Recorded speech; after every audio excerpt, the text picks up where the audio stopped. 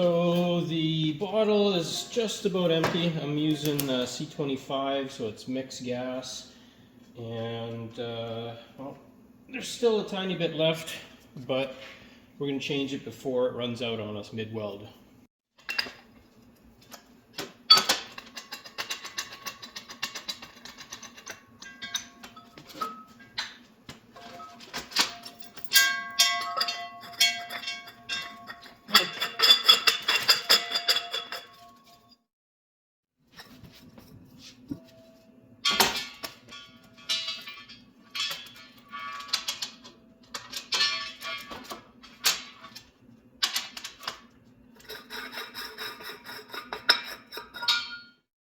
Before you install the regulator, just inspect the seat there, and it's good practice to crack the tank.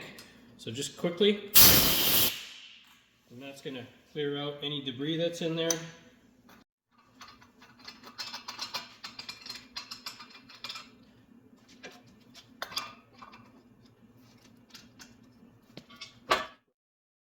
I got that in position. I'm going to stand to the side, because when I crack this, if there's something wrong in the regulator, this could blow up in my face. So I'm going to crack that slowly. Okay, there's my gauge pressure. I'm going to open this all the way, because it's a high pressure tank, so that means the valve is double seated. So I want it all the way up so I don't lose my gas past the threads. There is proper stuff for this, but I'm just putting some soapy water here, and I'm making sure that nothing's leaking at my regulator, the valve, the seat. So no bubbles. We're good to go. We can set our line pressure and get welding again.